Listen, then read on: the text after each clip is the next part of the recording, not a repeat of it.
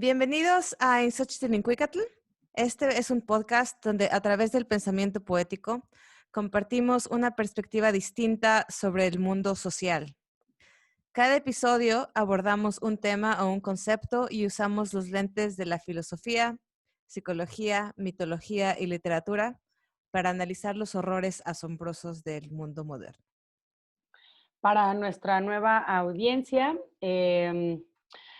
este nombre surge a partir del coloquio convocado por Nezahualcóyotl allá por el año 1400 de nuestra era, con el fin de preguntarse si los cantos y las flores, es decir, la poesía y la filosofía, tenían un lugar en la construcción del espíritu y el entendimiento del mismo sobre su mundo y su realidad, o como se dice en el mismo mundo náhuatl, si los cantos y las flores tienen una función en revelarnos la verdad de la tierra. Entonces, más o menos por ahí vamos. Yo soy Andrea Celeste y mi Yo soy Andrea compañera. Martínez. Y el episodio de hoy es sobre la intoxicación. Empezamos con un verso de Sayacamach, uno de los tlamantine que asistieron al coloquio de Xochitl, y a partir de ahí extrapolamos el significado de dejarse ir por medio de esta intoxicación proveniente de la poesía y de la belleza. Y el verso es así: todos de allá habéis venido, de donde están en pie las flores que trastornan a la gente. Habéis venido a provocar que lluevan guirnaldas de flores, las que embriagan. Ese es el segmento del verso em, de este coloquio. Y entonces, bueno, pues el punto en este verso es que las flores trastornan y las flores embriagan. Y en el simbolismo de flores y de flor y canto, las flores son representativas de la belleza y la poesía y por lo tanto la verdad terrenal. Y entonces, ¿cómo es posible que la verdad terrenal o que la poesía o que la belleza sean intoxicantes y que embriaguen y que entonces nos transporten hacia otro plano? Pues uno de los académicos Nos arroben. que nos arroben, uno de los académicos que analizó este segmento del verso, que se llama Cruz Alberto González, que analiza el texto también de León Portilla, dice que la poesía es intoxicante o embriagante porque logra traer al hombre fuera de sí mismo. Y es ahí a donde vamos a llevar la plática de hoy. ¿Qué significa salir de sí mismo para ver lo que es verdad? ¿Qué significa entrar en contacto con el otro y cuáles son los medios en los que nosotros podemos entrar en contacto con el otro y con el otro que también es divino?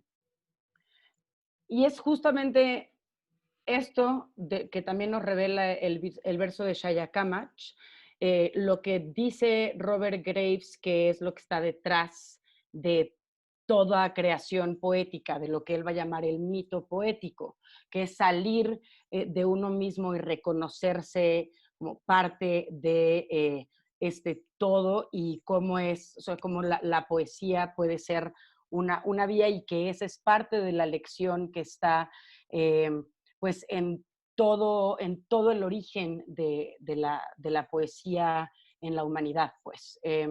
Robert Graves es un poeta inglés, que por lo menos luchó en una de las dos grandes guerras, la primera.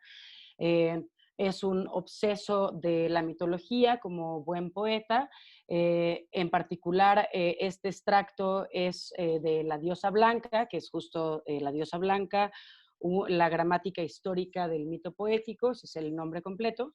Y los versos de Shaya Kamach me llevan a la canción de Amergin, que es un canto tanto celta, hay una versión celta como galesa, bueno, acá va. Entonces dice, o sea, en términos de del lanzarse hacia afuera para reconocerse, ¿no? Entonces dice eh, el canto, la canción.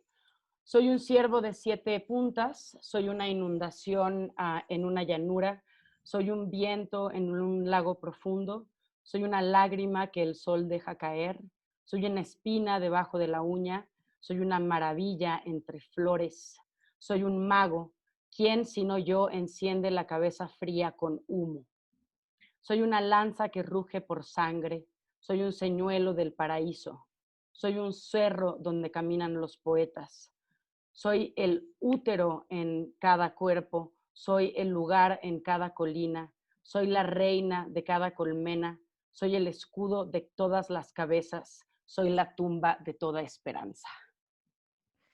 Bueno, creo que lo interesante de este texto es que revela a partir del lenguaje la unidad de cómo yo soy parte del todo.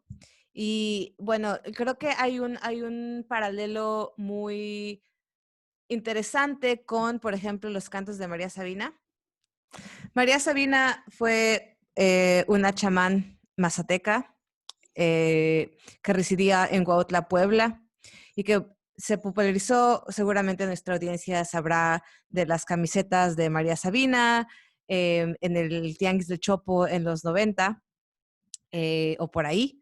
Y bueno, pues María Sabina se popularizó en la década de los 60 y 70 porque pues ella iniciaba y performaba ritos alrededor de consumir hongos alucinógenos. Y bueno, pues hubo gente del extranjero que vino y la entrevistó y escribió libros sobre de ella. Y bueno, pues de ahí salió el pop culture. Parte del problema es que ella fue la que lo abrió, ¿no? O sea, un poco estas tradiciones se vuelven muy más herméticas de lo que ya pueden ser todas las prácticas mistéricas iniciáticas, pero todavía más frente a fenómenos como el de la conquista, por ejemplo.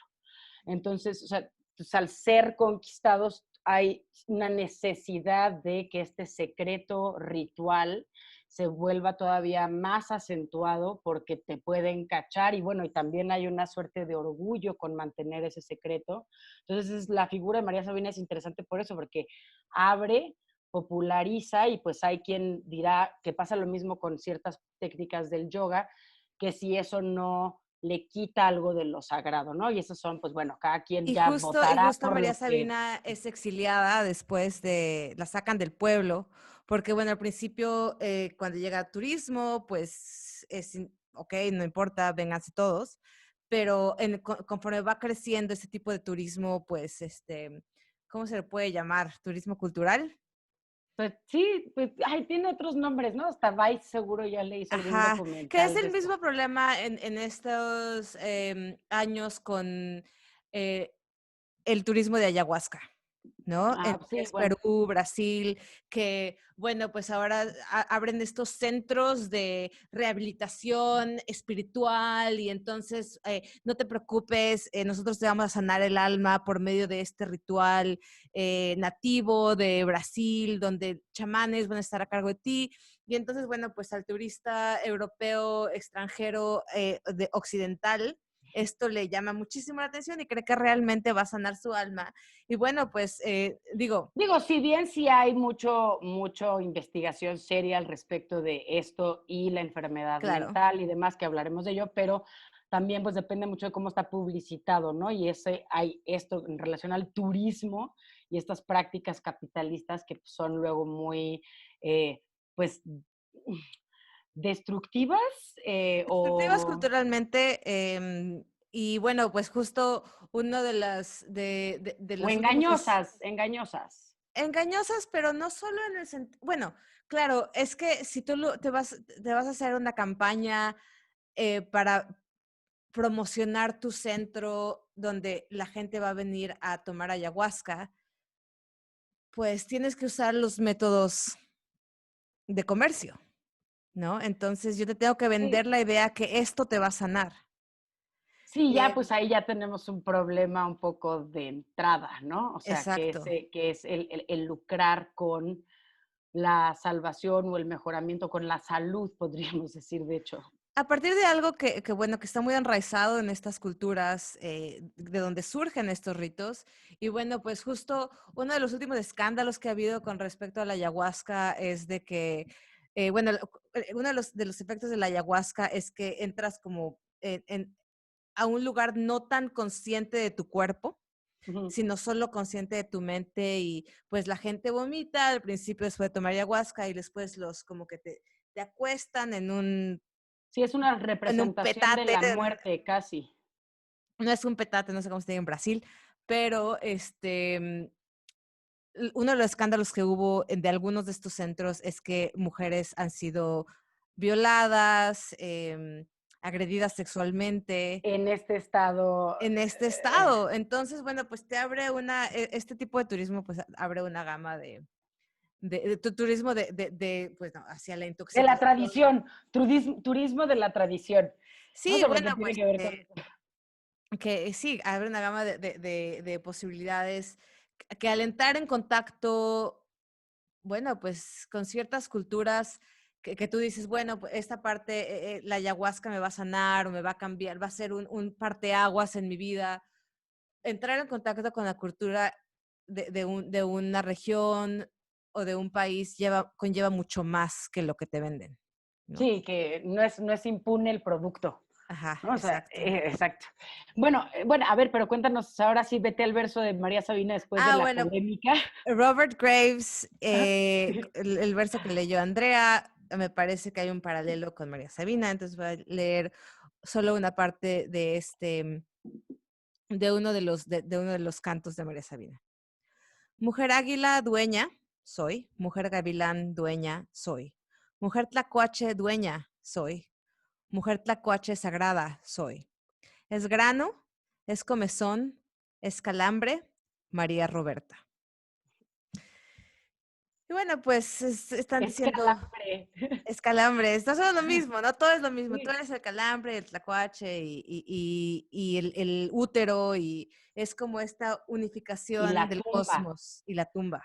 O sea, es esta cosa, esta cualidad ctónica, como se dice en mitología, que es este término que por un lado se liga a la localidad de los dioses, o sea, por ejemplo, pues Coyolxauhqui y Huitzilopochtli están ligados a Tenochtitlán, al lugar del ombligo de la luna, México, distinto a los dioses olmecas, demás, o sea, tiene que ver con el lugar, lo ctónico, pero también desde un lugar más simbólico con una cualidad ambivalente.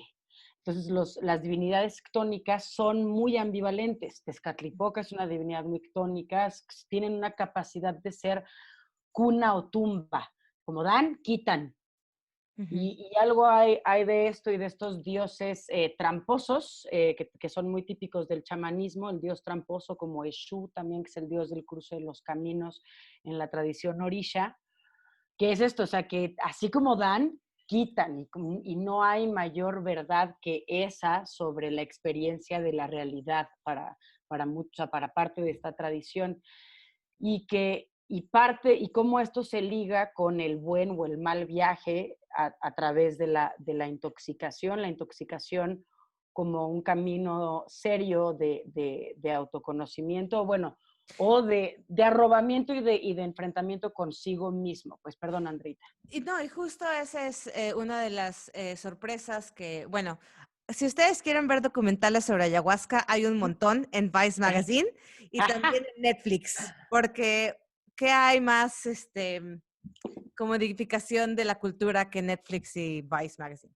Pero bueno, una de las cosas que surgen en estos documentales es justo que la gente va a sanarse, pero también existe la posibilidad del mal viaje, y eh, el mal viaje debe ser entendido como parte del aprendizaje, pero pues el mal Te viaje regaña, decimos en español, ¿no? Ya te regañó la abuelita cuando te sí, pega mal algo, pues, ajá. sí, pero que bueno, que no es eso no es tan fácil de vender, de que vas a sentir que te mueres y no va a estar tan padre.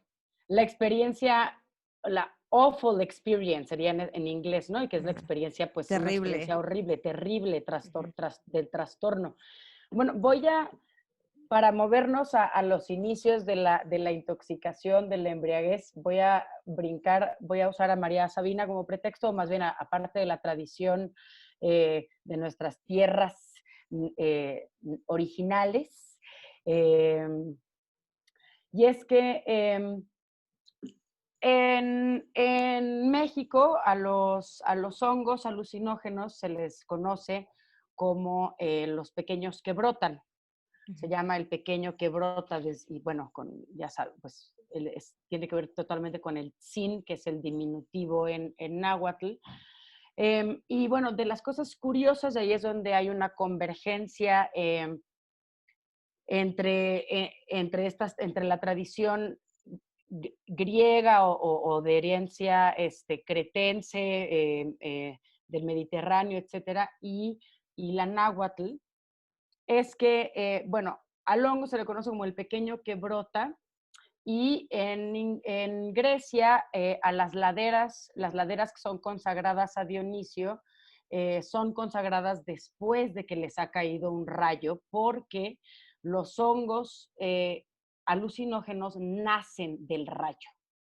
Entonces, bueno, esto para empezar a complejizar la imagen de Dionisio, a quien coloquialmente conocemos como el dios, la divinidad del vino y de la fiesta, pero hay que pensarlo como la divinidad de la embriaguez o de la visión, o sea, la embriaguez que está ligada a un tipo de mirar, y un mirar que habla de una revelación, de la posibilidad de que se nos revele algo, lo que Nietzsche va a llamar pues la visión dionisiaca, que es el darnos cuenta que mi ser individual es parte, es el desgarramiento de la unidad. Y eso es parte del dolor existencial, y desde ahí vendrá el reconocer como la tragedia de la existencia, que podemos darnos cuenta que somos uno y al mismo tiempo detestar a este otro que también somos, como dice Octavio Paz en Piedra del Sol, los otros todos que nosotros somos. Y, y bueno, entonces hay una liga en términos culturales con la cuestión del hongo, por ejemplo, y la tradición del hongo, ahora ligada hacia Dionisio, el que por lo general nada más lo tenemos como el del vino, hay que pensarlo como sustancia embriagante, está ligada a Dionisio. Sustancia embriagante que además tiene una relación con el viaje al infierno, con lo que llaman los griegos la catábasis, que es lo que todo héroe, incluida la semilla como un héroe, ahorita entro más a detalle porque es un héroe, es su viaje al infierno como condición sine qua non para entender qué es y qué tiene que hacer en este mundo. Y bueno, eso para iniciar a complejizar tanto la imagen de Dionisio como para acentuar y subrayar el paralelo, si no es que el origen en común humano de estas búsquedas visionarias y cómo se relacionan con la intoxicación, y particularmente el hongo, ¿no? En términos del pequeño que brota y la cuestión dionisiaca en Grecia, y el hongo como algo consagrado también a Dionisio. Y ahora quisiera también irme hacia la cuestión de las flores, y las flores como, o sea, las flores y su condición embriagante, o sea, las flores no solo desde el perfume, como el enervante perfume de las flores, como también dicen Nezahualcóyotl, y nos lo enseñaron nuestros billetes de 100 pesos ahora extintos.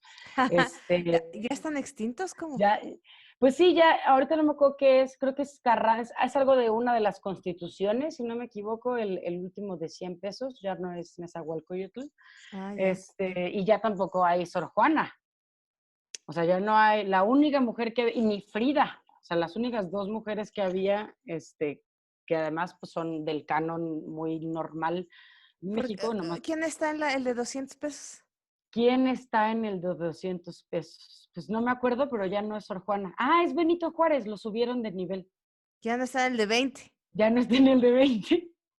Ajá, en fin, bueno, pues eso es, o sea, Cierra estamos hablando paréntesis de, de Andrea no sabe sí, cuáles son los billetes en México ya. en México, ya, por cerrar el paréntesis para nuestros escuches que no sean mexicanos, pero sí de habla hispana. Este, bueno, hablar sobre las flores. Para hablar sobre las flores, quisiera arrancar con un mito, que es de mis temas favoritos, el mito, para irme al mito del rapto de Perséfone. Ese mito enmarca también toda la cuestión, o sea, ordena toda la cuestión de las estaciones y esto, o sea, cuando se siembra, cuando se cosecha y demás, o sea, está ligado a eso, es un mito en ese sentido muy importante. Y es fundamental el rapto de Perséfone, y para el rapto de Perséfone es fundamental que se abre la tierra y que surge de la tierra un narciso de 1000 hojas. Entonces, voy a citar a Homero en el himno, o el himno atribuido a Homero, el himno a Demeter, que es la madre de Perséfone, porque este mito también se trata sobre el dolor de una madre que ha perdido una hija y luego recuperará, pero la perderá constantemente. La pierde pues por una boda que ella no se entera, que es justo este rapto. Y bueno, pues canta el poeta. A Demeter de hermosa cabellera, venerada diosa, comienzo a cantar. A ella y a su hija de anchos tobillos, que fue raptada por Aidóneo, o sea, Hades, por concesión del tonante largovidente Zeus, y a hurto de Demeter, la de áurea doble hoz y de espléndidos frutos, mientras jugaba con las hijas de Océano, las de profunda cintura, y cogía flores en un blando prado, a saber, rosas, azafrán, hermosas violetas, espadillas, jacintos, y aquel narciso que la tierra produjo tan admirablemente lozano por la voluntad de Zeus, con el fin de engañar a la doncella de cutis rosa y complacer a Hades, a quien muchos recibe. Y al verlo, al narciso, se asombraron así los mortales dioses como los mortales hombres. 100 capullos brotaron de su raíz y al esparcirse su olor suavísimo, sonreían todo el alto y anchuroso cielo, la tierra entera y la hinchada salobre agua del mar. Entonces, bueno, aquí tenemos muchas cosas que nos importan, sobre todo que ella está recogiendo flores y está jugando con las hijas de Océano recogiendo flores y y que gracias a este narciso ella queda prendada. Este narciso es particular porque es un narciso patológico, patológico en el sentido de que es más grande, o sea, está hinchado, es más narciso que un narciso común. Entonces es un narciso de 1000 hojas que trae asombro a mortales y a inmortales, que en cuanto se abrió y soltó su aroma, la tierra se hinchó, el agua se hinchó, todo se vio hinchado y ella puede ser raptada. Aquí tenemos una primera cosa interesante con las palabras, y es que tenemos que pensar que además de que se está llevando Hades a Perséfone de un lugar a otro, como ser, o sea, como o sea, lo que es el ser raptado, hay una segunda significado hacia ese rapto, y es que ella está siendo raptada por una fragancia o bueno, o una sustancia narcótica. Te puedo Porque, preguntar una cosa rápido. sí, sí, sí. Esta parte de que la tierra se hincha, eso a mí me suena a una connotación sexual. Bueno, que cuando alguien se excita o cuando uno se excita, tanto para hombres como para mujeres, uno de los principales Signos, signos de la excitación es el engorgement o el engrosamiento, el engrosamiento, la la hinchazón, hinchazón.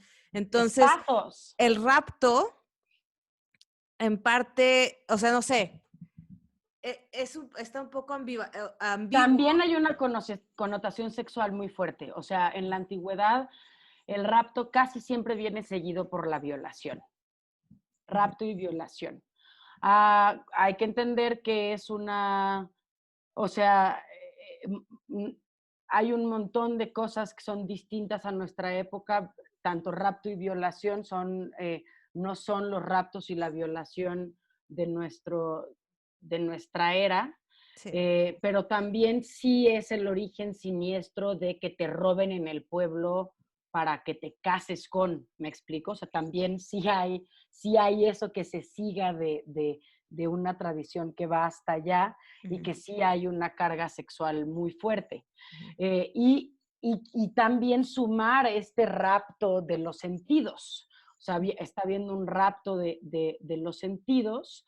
Eh, bueno, después Perséfone será la reina del inframundo y estará, y en ese sentido es una diosa tónica como su madre, que de hecho son parte de estas diosas triples, o sea, que son anciana, madre e hija, ujú, entendiendo así como Hécate, Demeter, Perséfone. A Perséfone también se le conoce nada más como la doncella, ujú, o sea, la doncella que justo es tomada y después vuelta madre y bueno, como toda una cuestión de apropiación y de iniciación sobre estos símbolos pues muy arquetípicamente femeninos, ¿no? Ya uno puede al, votar por ellos o negarlos, pero bueno, ahí están en el ujú, imaginario. Entonces, bueno, de las cosas que nos interesan es que Narciso tiene una liga con, es origen de narcótico, narquicos, como la palabra raíz del narcótico. También, por ejemplo, es interesante que la farmacéutica, la farmacéutica viene de la, no es musa, son ninfa, de la ninfa farmaqueia, que es la ninfa de las flores, ujú, y es la ninfa, esto que cura y que cura gracias a las flores, y esta curación de las flores va más allá de la herbolaria, pues, y está más cerca de estas cuestiones del camino de la intoxicación como algo que te lleva a una revelación más amplia sobre ti, sobre el mundo, que efectivamente puede curar o puede enfermar. Esa es la cuestión ahí que también iremos viendo. Y bueno, este mito de las dos diosas, que son Demeter y Perséfone, son es el arquetipo de la madre y la hija. Para esto, bueno, el marco, la bibliografía de esta parte la pueden, tanto los tres son libros de Karl Kerenji, que es un mitólogo muy importante y un experto en la religión de la antigua Grecia y Creta. Es Dionisios, raíz de la vida indestructible. Eh, Eleusis, perdón, y el tercero no es de él. Eleusis de Karl Kerenji y el tercero Camino a Eleusis de Hoffman, Wasson y Rook. Y cuando digo Hoffman, me refiero a Hoffman, nacido el 11 de enero como yo, sintetizador del LSD. Justo ese libro tratará sobre la investigación de esa síntesis del LSD y cómo lo que están buscando es la sustancia enteógena, intoxicante, alucinógena, detrás de los misterios de Eleusis.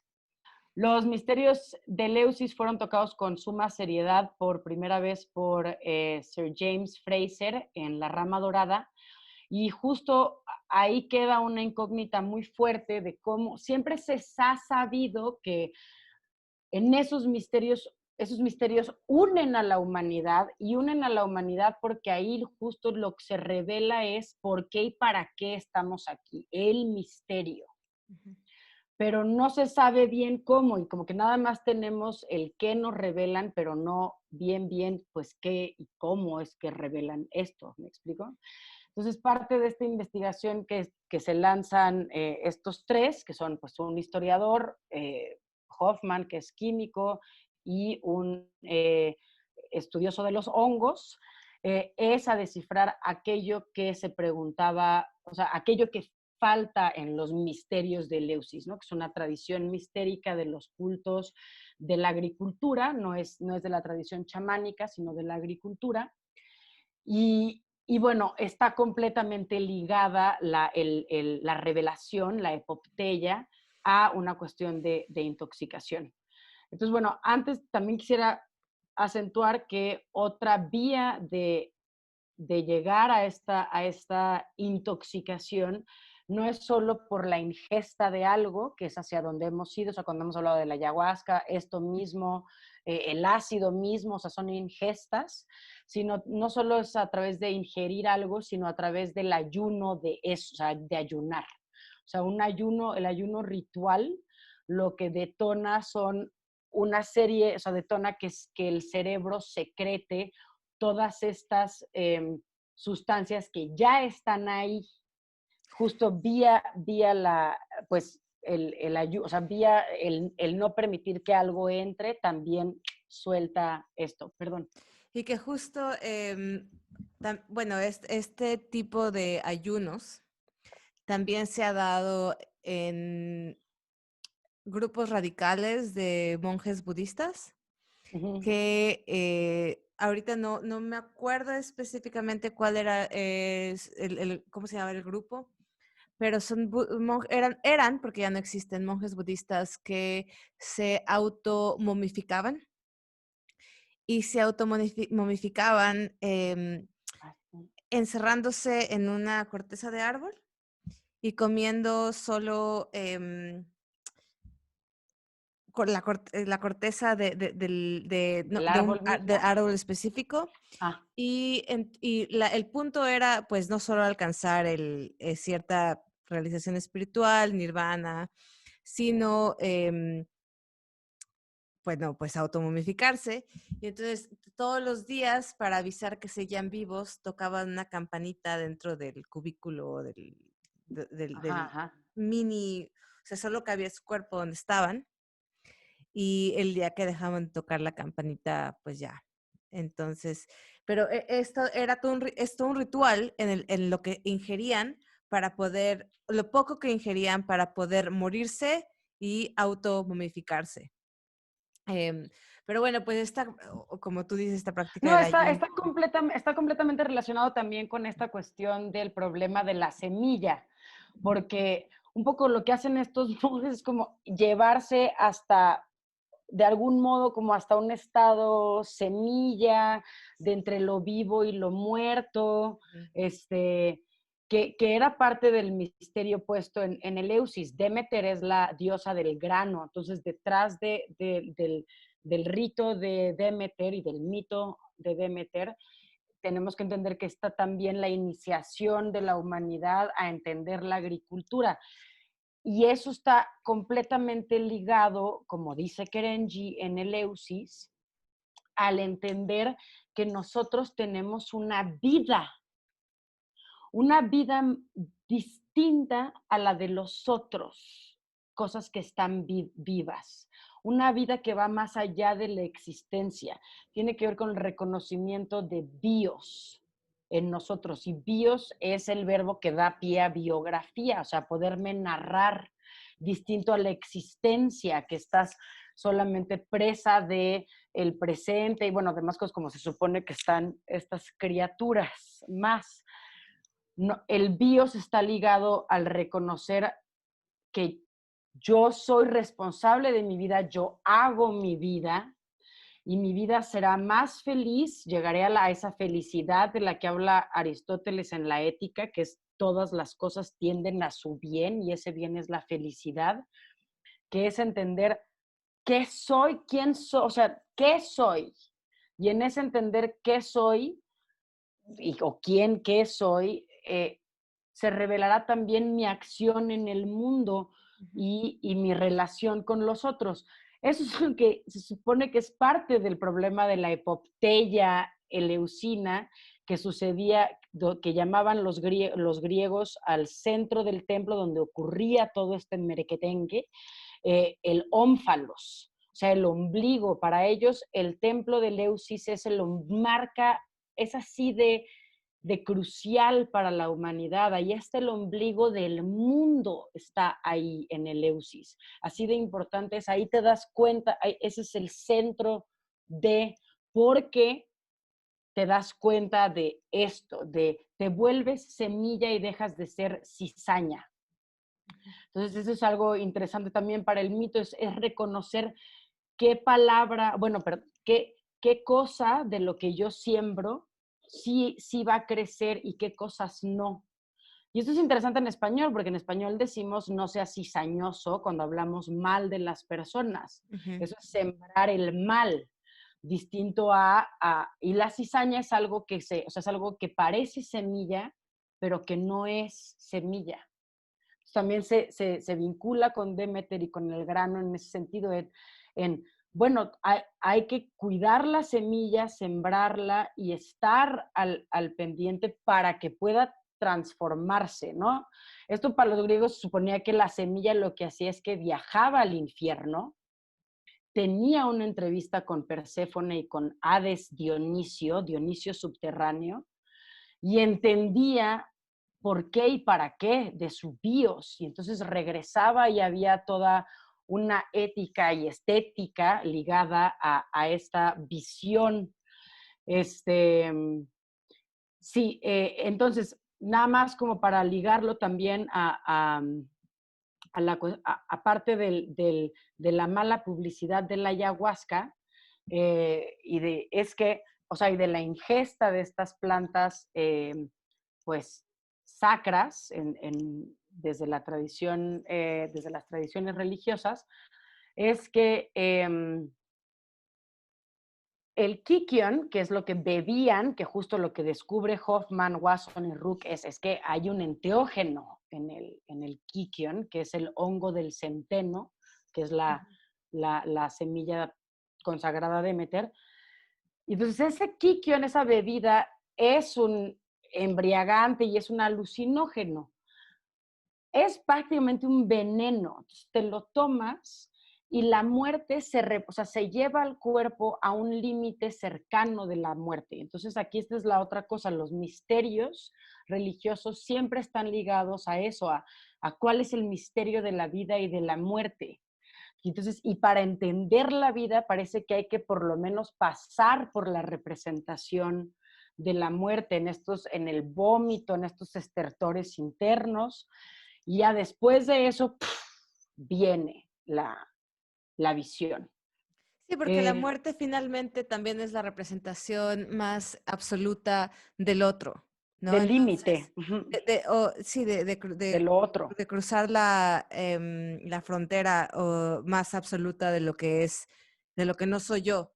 Entonces, bueno, pues obviamente en las experiencias narcóticas en las que eso pasa, pues es mucho más fuerte, pero, o sea, o mucho más intenso el viaje, entre comillas, No, pero, el viaje, los griegos se refieren a él, o bueno, sea, o no entre, como bueno, entre comillas, viaje. ajá. Ujú. Fin. Pero en esencia, la idea es la misma, que es salir de, o sea, la misma de Xochitl, que es salir de aquí hacia... Hacia el otro, porque ahí justo se revela lo mismo de la visión dionisíaca, o sea, justo para Nietzsche, o sea, y aquí porque es importante para el teatro, por ejemplo, es que según entendemos en el origen del teatro, justo parte de la labor teatral es la secularización de esa visión.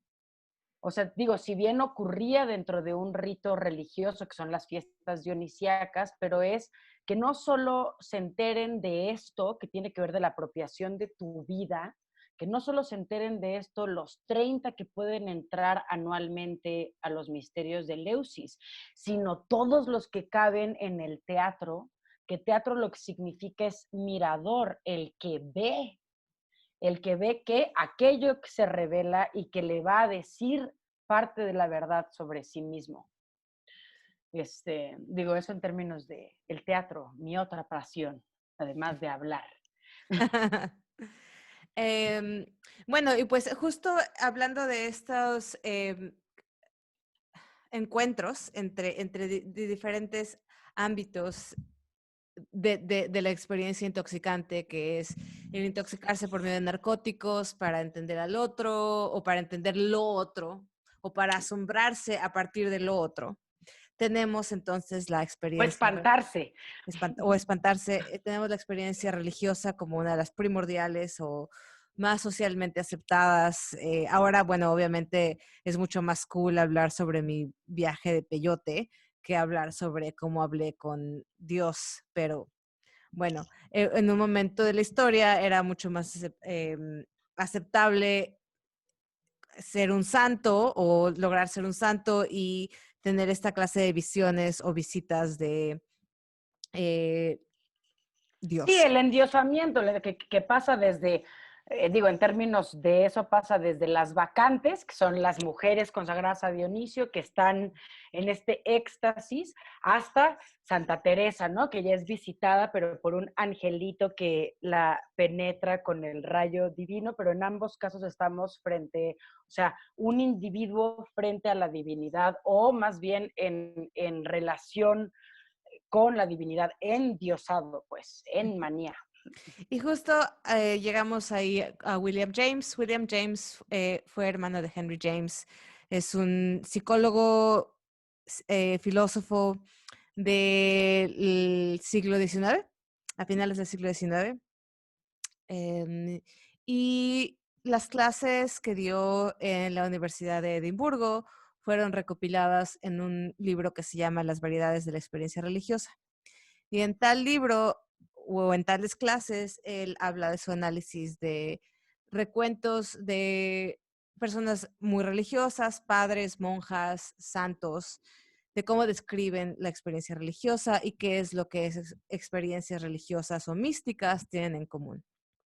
Em, y bueno, pues una sección de sus clases está dedicada a la experiencia religiosa mística, y la experiencia religiosa y mística se refiere a aquella que posee tanto mente como el cuerpo. ¿Y cuáles son las características de esta experiencia? Es que se pierde el sentido del tiempo y del espacio. Ujú. Se pierde los factores que nos hacen sentir a nuestro ser, a nosotros mismos. Lo que nosotros entendemos como nuestro ser, esas fronteras se disuelven. Entonces, la descripción de estas experiencias, si tú lo piensas con experiencias narcóticas, con ácido o ayahuasca o peyote, pues es más o menos la misma idea. Es perder el Los sentido límites. de tiempo y espacio, el perder los límites y a partir de ahí llegar a una experiencia de lo divino, una experiencia trascendental. Y bueno, lo que hace William James es compararlo a las experiencias de patología profunda, como son los desórdenes de esquizofrenia o de psicosis, donde se pierde los límites del ser. Y entonces, bueno, pues lo que es curioso y un poco gracioso es que las experiencias de hablar con Dios en sus características se parecen a las experiencias de locura, de trastornos profundos mentales, que también se parecen con las experiencias de narcóticos, y lo que veremos un poquito más adelante, que también se parecen las experiencias sexuales. Entonces, bueno, la idea es la pérdida del límite del ser en este tipo de experiencias y como Andrea había dicho también, estas experiencias pueden ser positivas o negativas.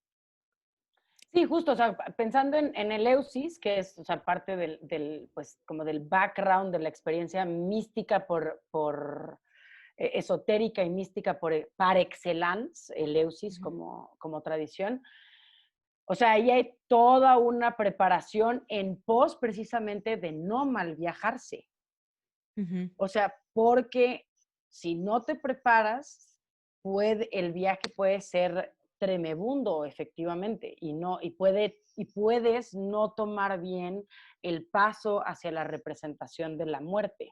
ujú. Entonces, pues es parte de la cuestión del rito, ¿no? O sea, son las reglas para, no es cualquier cosa. Algo que, bueno, que a mí me parece muy interesante. Yo tengo una amiga aquí en Dublín, que no es de Dublín, es brasileña, y que su familia lleva realizando los rituales con ayahuasca toda su vida. Y estos rituales los hacen con niños, con adolescentes de 12, 15 años, y es parte de su religión, que es el espiritismo en Brasil. Em, y bueno, pues es parte del entrenamiento desde que tienen 12 los niños, es que vas a entrar a este viaje y yo te voy a guiar y no te vas a, como que no te vas a soltar, o te O vas sea, a no te vas a soltar, morir, ajá, pero te no vas te a va a pasar soltar, nada. pero no te vas a locar. Ajá. O sea, te vas a soltar y te vas a relajar, no vas a, o sea, justo la bronca existe cuando te agarras demasiado fuerte pues de los límites. De hecho, eso me recuerda mucho a lo que a lo que narra Mircea Eliade en el chamanismo, en su libro sobre el chamanismo. Ujú. Mircea Eliade es igual otro de las autoridades de la historia de las religiones del siglo XX. Y en su libro El chamanismo narra una tradición, alguna, disculpen, no recuerdo particularmente cuál, pero bueno, es la iniciación de un chamán y joven y por su tío, y su tío lo que hace, o sea, esta es la imagen, todo es metáfora, pero es que es la historia que le cuenta el tío a el iniciado, que otro tío puso a un iniciado sobre la mesa y agarró un cuchillo y le cortó un brazo. Y el iniciado se rió y el tío se rió con él.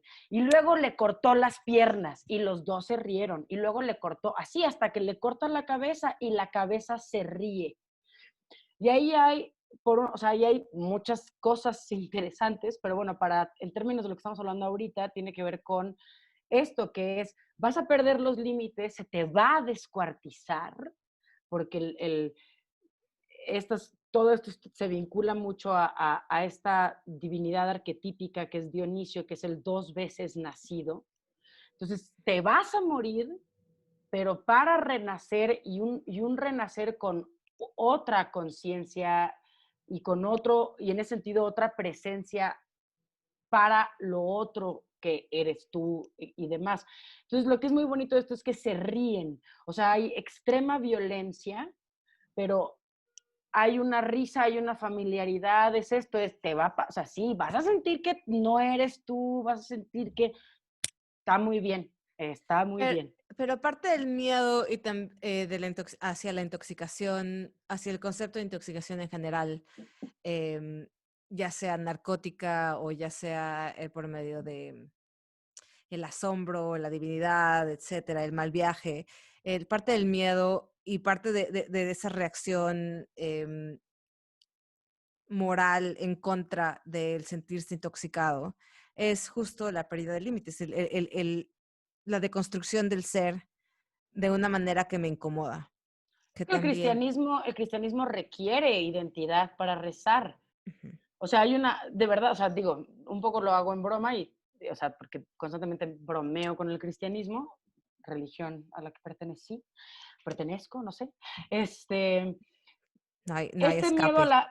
a la pérdida, sí, no hay escape, pérdida a la perdón, este temor a, La embriaguez. a la embriaguez y a la pérdida de límite, me gustaría relacionarlo con el terror a los hongos europeo. O sea, justo de las cosas muy interesantes que ponen en Camino Eleusis es que Europa hay un momento en donde se vuelve micofóbica y lo que dicen en Camino Eleusis es, y hay que relacionar esta micofobia, este terror al hongo, con la visión eleucina, con que más bien lo que se hereda, o sea, lo que se dice y lo que se sospecha de ahí ya es solamente demoníaco, porque pues, el cristianismo va a traer una fuerte influencia de maniqueísmo y de empezar a ver que justo las cosas que tienen que ver con el inframundo ya son solo infernales del demonio, o sea, de este demonio, no de Dionisio, que es un dios mucho más unitario, es el dios que le trae la gracia y el goce a los hombres, de hecho, y para el cristianismo se vuelve el traidor del mal, o sea, es algo ahí. Y bueno, para cerrar lo de los hongos y la micofobia europea, es que se prohíben un montón, la seta, o sea, se ve con mucha sospecha el hongo en Europa, o sea, en general. Y aquí eso cae muy bien porque cuando llegan los españoles a México, si de por sí la tradición cae en ambos mundos, griego y en náhuatl, como dentro de lo inefable, o sea, de este secreto ritual que no hay que decir porque se desgasta o porque es inefable, no se puede articular, eh, los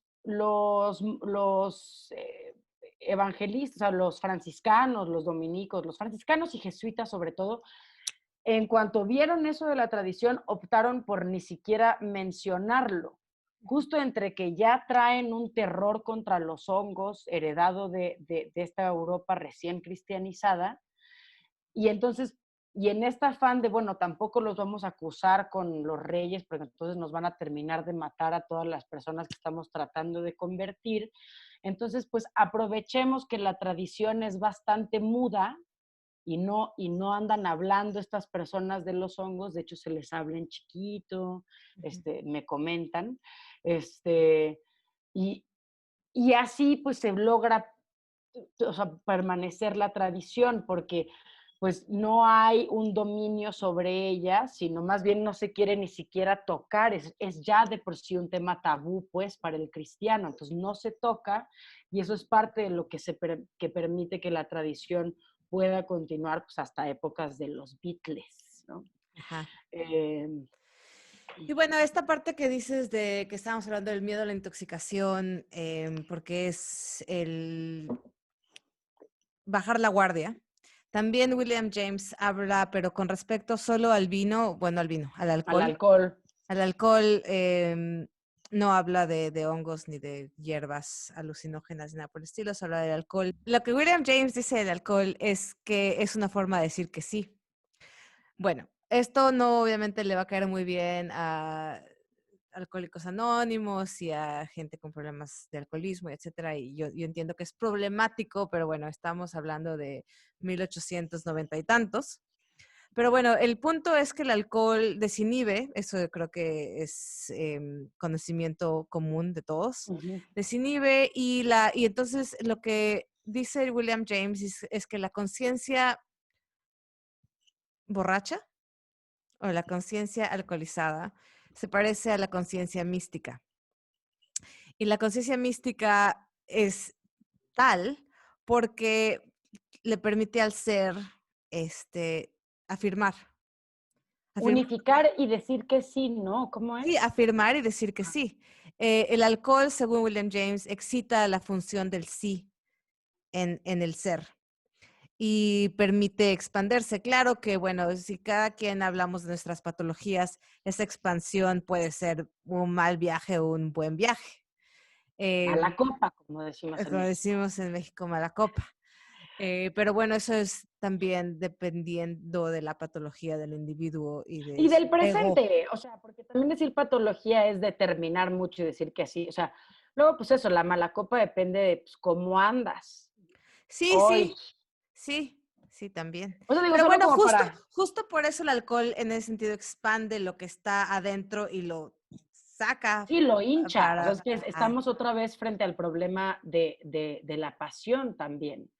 Y la pasión lo que hace es que pues, hay una cuestión de hinchazón hasta que y sale aquello, Pero pues. la idea detrás de la mala copa es que, o la idea de la mala copa, la voy a usar para regresarme hacia lo que puede ser una experiencia positiva o una experiencia negativa de la intoxicación. Y bueno, ahí regresamos a principios del siglo XX con un alemán teólogo y filósofo que se llama Ah, Rudolf Otto. Y Rudolf Otto habla del concepto de lo luminoso también entendido como lo divino. Y lo divino puede ser asombroso, que él le llama Mysterium Fascinans, o puede ser fascinante. tremebundo, que le dice Mysterium Tremendum. Y entonces, bueno, pues la experiencia de lo divino puede ser impresionante, llena de éxtasis, de emoción, de asombro ante lo magnífico que es la vida y el mundo y Dios y la naturaleza y etcétera, etcétera, o esa misma Pesadilla. experiencia, por ejemplo, ante una noche estrellada, puede ser tremenda, puede Una ser pesadilla. una pesadilla, puede estar llena de horror, puede sentirse uno que el mundo, que uno no pertenece al cosmos, que uno se disuelve o se deconstruye ante la grandeza del universo, que uno no, o sea, ese mismo sentimiento de sentirse una criatura ante el resto puede ser igualmente em, reafirmante como puede ser Anulante, como puede ser autodestructivo. sí, de anularse a uno mismo. Ujú. Sí, pues eso, de hecho, me recuerda justo lo que dice Kerenji sobre la Creta visionaria, o sea, antes de los griegos hubieron los cretenses. Eh, bueno, solo para decir que justo para Kerenji el cretense es, o la civilización cretense, fue el último lugar donde la aspiración humana de la trascendencia fue ignorada y más bien se entregaron a la gracia de la vida en el modo más completo o unitario que el mundo o el mundo occidental conoció jamás.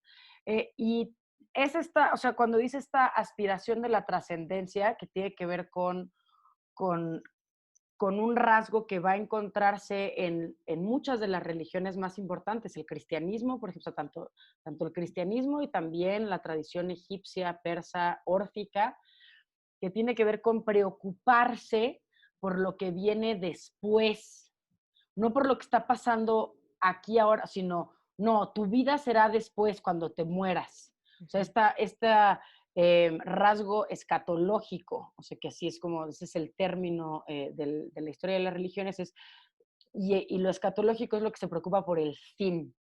En ese sentido, los millennials somos súper escatológicos. O sea, Sí, pero es sí. y el mileniarismo, de hecho, es un tema del año 1000, que eran los que decían, pues dijeron que a los 1000 años esto se moría, entonces es esta preocupación constante sobre la muerte. Y como en Creta, que es esta Creta visión, Y fascinación constante y con el fin de fascinación, los claro, claro. tiempos. Sí, con el fin de los tiempos, porque ya por fin va a venir mi vida. O sea, es que lo fuerte ahí es que lo que se nos olvida es que esta fascinación es porque somos herederos de pensar que la vida viene cuando me muera. Ujú. O sea, ya cuando... Entonces, bueno, esto es justo los cretenses como un último palpitar, por lo menos de este lado mediterráneo occidental, de el ser todavía encantado por sí mismo, por lo que puede ver y por sus alrededores.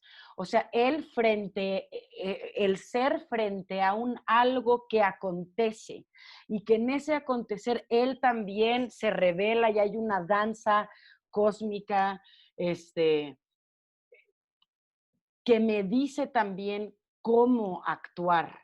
Y en ese sentido, pues hay una, digo, si bien también Creta está atravesada por el sacrificio humano, este, eh, si bien es terrible parte de lo que proveía en la dinámica del sacrificio humano es una aparente, pues, stasis, o sea, un aparente orden precisamente.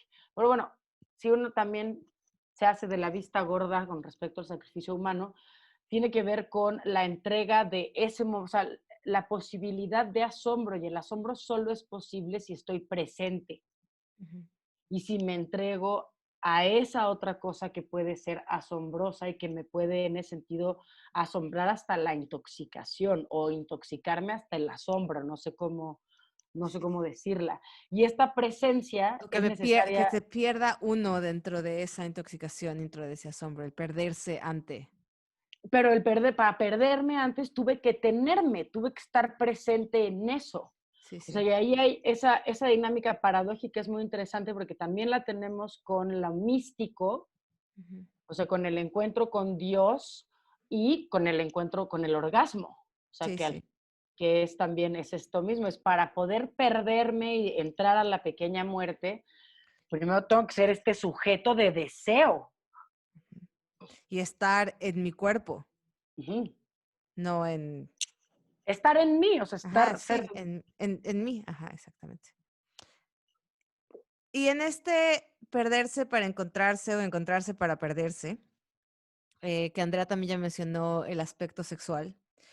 También, evidentemente, tenemos que mencionar a Georges Bataille, que es un filósofo del siglo XX, y él escribió sobre la experiencia, bueno, ya vimos la patología psicológica, vimos la experiencia mística religiosa, la experiencia narcótica y todos estos aspectos de la intoxicación, de cómo nos llevan hacia una revelación, hacia el otro, hacia, hacia desconstruir los límites de uno mismo. Y bueno, pues evidentemente la parte física de esto es la experiencia sexual.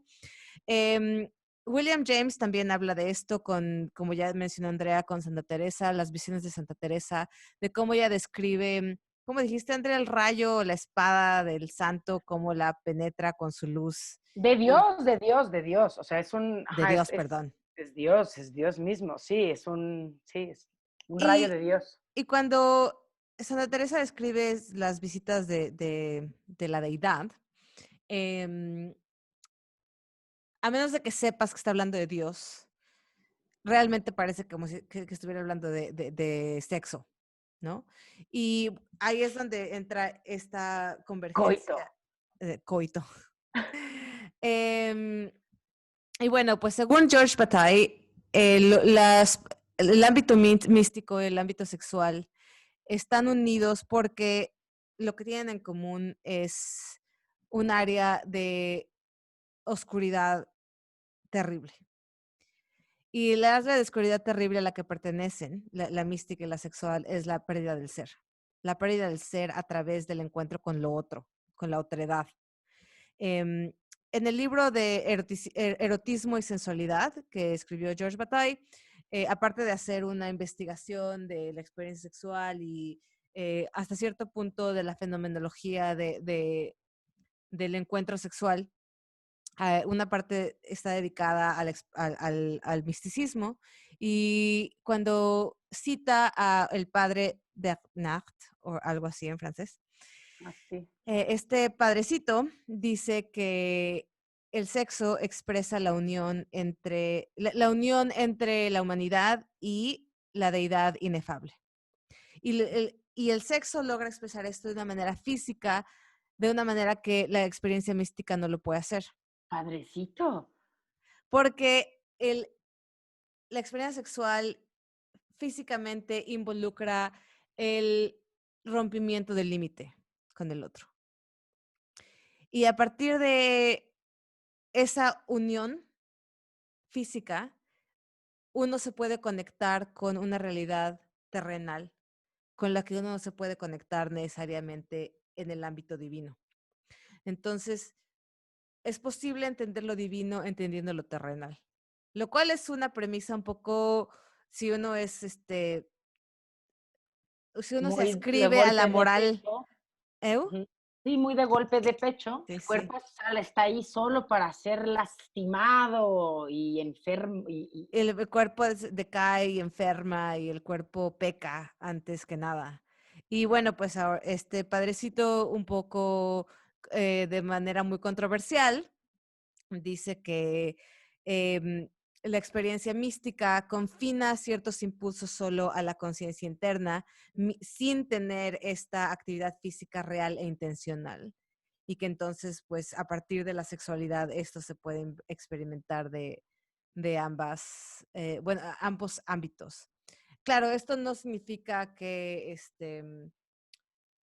uno deba poner en un pedestal la experiencia sexual, como también se ha hecho en Occidente para vender la liberación sexual a partir del Kama Sutra y a partir de todo este marketing del well-being, del Sí, no bienestar. estamos vendiendo nada, no estamos No vendiendo estamos en nada, intoxicación. no, ustedes hagan lo que quieran. Sí. Este, Em, pero bueno, esta parte de la sexualidad como una manera de revelación hacia el otro, ¿no? Entonces, bueno, pues en el sentido sexual, creo que esto se puede leer, obviamente, de una manera más personal con aquel otro con el que me estoy encontrando, eh, que es distinto a la experiencia, por ejemplo, narcótica, que es distinto a la experiencia religiosa, ¿no? Que el otro que me encuentro, la otredad está ahí, pero el otro puede que sea distinto. Sí, sí, puede que no sea otro yo, pues, ajá, o sea, sino un gran otro, como también se dice por ahí. Ahora, justo me gustaría llevar esto de la cama a, pues a la enseñanza, pensando en Sócrates, que pues tengo ahí mi relación de amor-dio con él, porque pues por un lado es un anti-teatro, es alguien que le decía famosamente a sus discípulos que no fueran al teatro o solo vieran el de Eurípides, a quien Nietzsche tacha de asesino de la tragedia.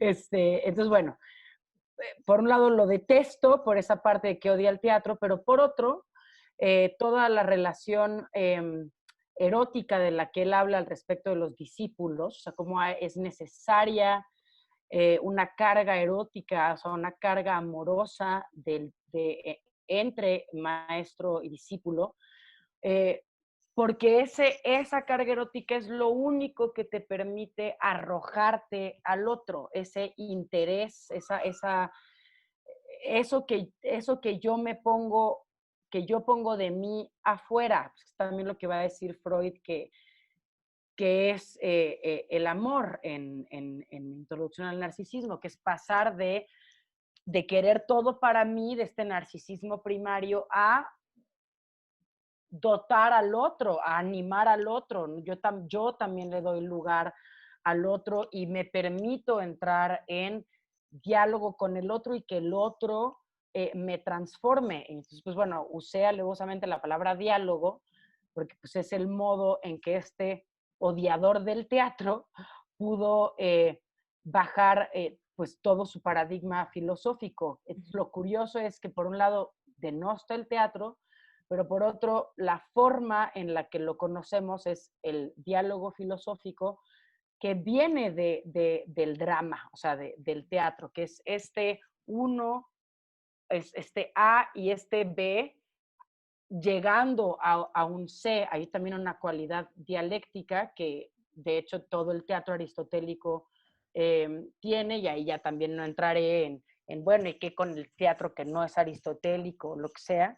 Bueno, yo creo que la pregunta es más bien qué se puede considerar diálogo con el otro y qué no. O sea, creo que eh, particularmente en nuestros tiempos parece haber una crítica de que no dialogamos, no dialogamos con nosotros, que nos estamos como comentando unos a los otros, pero en realidad no existe diálogo.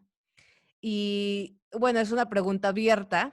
eh, ¿Qué es lo que, bueno, si nos vamos al diálogo socrático, ahí consideramos eso diálogo que tiene que, se tiene que establecer una comunicación entre A y B para que lo que surja a partir de ahí sea una Transforme. síntesis, una transformación.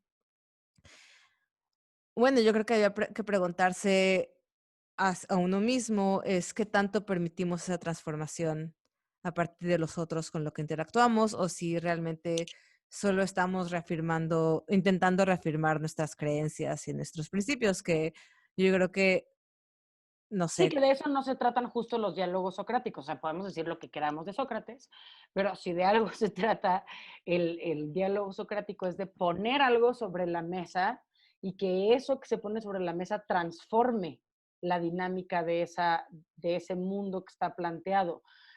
Sí está muy puesto desde esta cuestión muy occidental del maestro y el alumno, del maestro y el discípulo, si quieren, pero quitando esta cuestión jerárquica, o sea, Ujú. hay una disposición al otro, a otro que Sí. entre, entonces que el discurso entre, transforme y yo también pueda ahora articular un nuevo mundo a partir de eso que permití que me transformara, pero tengo que permitirlo. Por eso es importante, eh, pues, lo que decíamos muy al principio al respecto de dejar entrar algo, o sea, Ujú.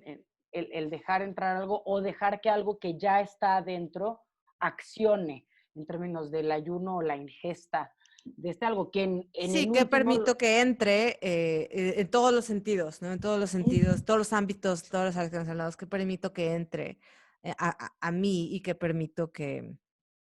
permito ofrecer al otro, ¿no? Y bueno, pues Sí, la pregunta es, este, ¿cómo dejamos que el otro nos intoxique? Esa es la ajá, pregunta. ¿dónde está la otredad intoxicante? ¿A partir de dónde surge? Si surge del peyote o de, em, no sé, Bueno, justo hablar de hablando del López amor a Obrador. la, hablar del amor a la filosofía, Ajá. tiene que ver con eso. O sea, para Sócrates lo que impulsa al otro es el amor por el conocimiento, o sea, el amor por la sabiduría. Eso es lo que te impulsa a salir del otro. Ahora, interesante, justo porque Sócrates, aunque sí hay vino en el simposio, sí hay vino en los diálogos, sí hay fiestas, o sea, de hecho esos Sí, son pues sí, fiestitas. sí.